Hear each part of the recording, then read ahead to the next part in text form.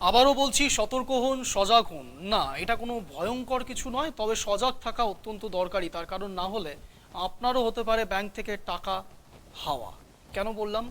চুরি হয়ে যাচ্ছে হাতের ছাপ, ব্যাংক থেকে উধাও হয়ে যাচ্ছে টাকা। প্রতারণার নতুন ফাঁদ রাজ্যে। সাইবার প্রতারকরা বায়োমেট্রিক ছাপ চুরি করে ব্যাংক থেকে গায়েব করে দিচ্ছে হাজার হাজার টাকা। বিগত কয়েকদিনে রাজ্য জুড়ে একাধিক ঘটনা সামনে এসেছে।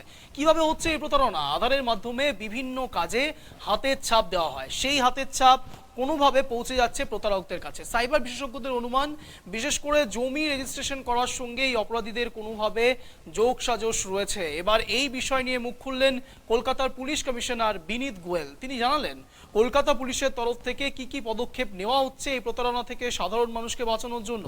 শোনাবো।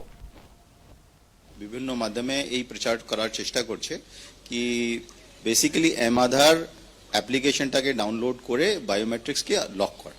তো এটা সবথেকে ইফেক্টিভ মেথড আছে এবং ইমিডিয়েটলি যখনই এই ধরনের ঘটনাটা হয় সঙ্গে সঙ্গে এটাকে রিপোর্ট করা।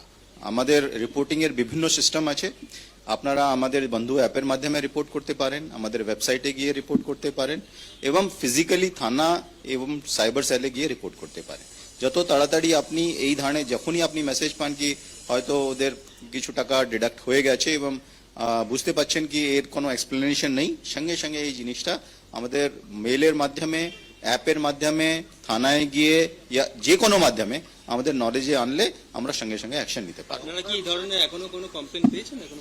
নিশ্চয়ই আমরা কমপ্লেন পেয়েছি এবং অ্যাকর্ডিংলি আমরা লোকেদেরকে অ্যাওয়্যার করার চেষ্টা করছি এবং যে বিভিন্ন ব্যাংকগুলো আছে ওদের সঙ্গে